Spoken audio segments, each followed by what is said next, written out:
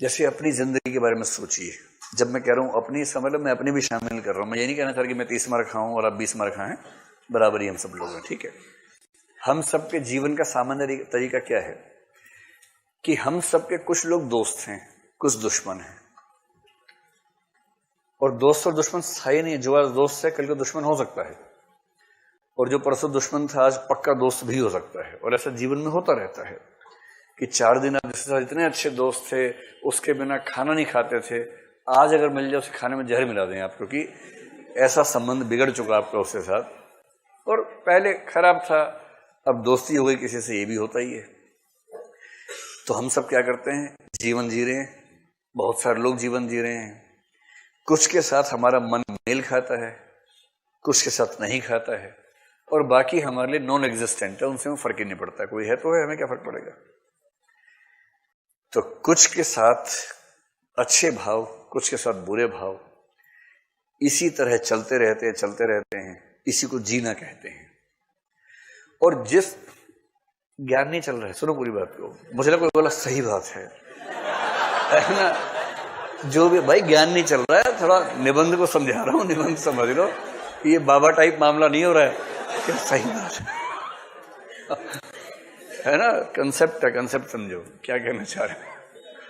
पता लगा मुंडी हिलनी शुरू हो गई, कल से भगवा चोला पहन के आना शुरू कर दिया, वो सब नहीं चलेगा यहाँ पर। तो वो कह रहे हैं कि ये जो सारा चलता है भावनाओं के क्षेत्र में, सहयोग और असहयोग वाला मामला, ये जिस भूगोल में चलता है उसी को हम जगत कह देते हैं, संसार कह देते हैं। और संसार में हर प्राणी की स्थिति यही है। अब वो कह रहे हैं कि दिक्कत यह है कि जब तक हमारी चेतना निम्न स्तर पे है, तब तक हम अपने आप को सबसे भिन्न मानते हैं, पृथक, मैं, अहम का भाव।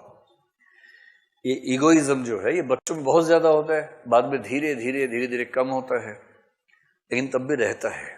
और ईगोइज्म का मतलब है कि दुनिया में जो कुछ भी हो उसको इस रूप में देखना कि मेरे लिए फायदेमंद है, नुकसानदेह है।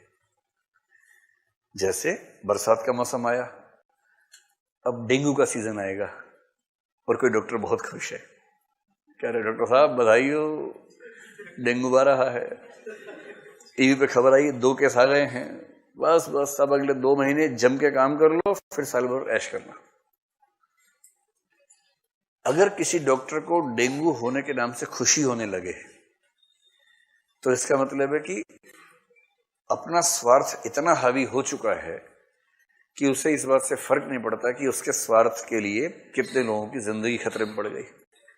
किसी भी क्षेत्र में अगर किसी भी ऐसी चीज में हमें सुख होने लगे जो दरअसल लोक दुख से जुड़ी है, तो चिंता की बात है। और जब तक व्यक्ति ऐसा रहता है, बात केवल डॉक्टर्स की नहीं है, हर प्रोफेशन में ऐसा हो सकता है, हर प्रोफेशन में। जैसे कोई वकील है जो शादी करवाना और तलाक करवाने का काम करता है, ये वाला केस देखता है, और उसने रिपोर्ट पढ़ी कि भारत में तलाक की दर 20% बढ़ी पिछले 1 साल में। बधाई, वकील साहब बहुत बढ़िया, अपना बिजनेस 20% बढ़ेगा अब, क्योंकि तलाक बहुत तेज बढ़ रहा है। बहुत बढ़िया, ऐसा ही बढ़ता रहे, मजा आ जाए। अब उसको इस बात से रत्ती भर फर्क नहीं पड़ रहा कि इससे समाज की क्या स्थिति बनेगी। उसको लग रहा है कि बस केस आते रहें और मेरा काम चल जाए। किसी भी व्यवसाय में, किसी भी जीवन में, जैसे विद्यार्थी जीवन में ही आपको कंपटीशन एक व्यक्ति से है, एग्जाम के 1 दिन पहले उससे एक्सीडेंट हो गया, अगर भगवान ही चाहता है कि मैं टॉप करूं, ठीक ही हुआ, अगले साल देगा एग्जाम।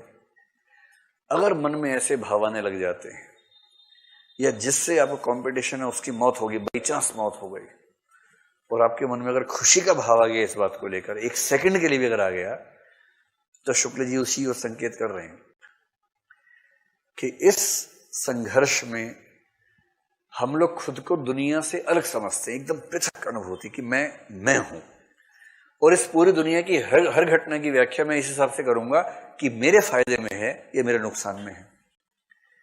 ये जो है ये क्षुद्र स्थिति है, बद्धावस्था है, बंधन की अवस्था है। लेकिन जब व्यक्ति इन चीजों से मुक्त हो जाता है, मैं के भाव से मुक्त होकर यह महसूस करने लगता है कि इस संपूर्ण जगत के अनंत हिस्सों में एक हिस्सा मैं भी हूं, कोई पृथक सत्ता नहीं है, संसार के एक अंश के रूप में मैं हूं। तब उसके मन में ये स्वार्थ भावना खत्म होने लगती है और अपने स्वार्थ से इस तरह की मुक्ति, इसको बोलते हैं मुक्तावस्था, मुक्त हो जाना। तो मुक्ति दरअसल किस चीज से मुक्ति है? अपने स्वार्थ से, अपने संकुचित क्षुद्र हितों से मुक्ति है, उसको बोलते हैं मुक्तावस्था। आत्मा की मुक्तावस्था को कहते हैं मोक्ष। जैसे आत्मा मुक्त होती है, शंकराचार्य को ध्यान रखिए, वैसे हृदय भी मुक्त होता है। आत्मा की मुक्तावस्था होती होगी ज्ञान मार्ग से, जैसे शंकराचार्य करवा रहे थे, पर हृदय की जो मुक्ति होती है वो उस तरीके से नहीं होगी। वो कैसे होगी? हृदय की इसी मुक्ति के लिए हमारी वाणी जो शब्द विधान करती आई है उसे कविता कहते हैं। यानी कविता वह शक्ति है, वह शब्द विधान है जो बद्ध हृदय को मुक्त करने का प्रयास करता है। और चूंकि इससे हमारा हृदय मुक्त होता है, इसका मतलब मुक्ति तक पहुंचने का मार्ग ये भी है। और इसलिए हम कविता को भाव योग कहते हैं और ज्ञान योग और कर्म योग के समकक्ष मानते हैं। ज्ञान योग से क्या होता था? आत्मा मुक्त हो जाती थी। कर्म योग से भी लोग मानते हैं कि इससे हमारी चेतना मुक्त हो जाती है, मोक्ष मिलता है। कर्म योग ज्ञान योग की टक्कर में कह रहे हैं एक और योग है भाव योग।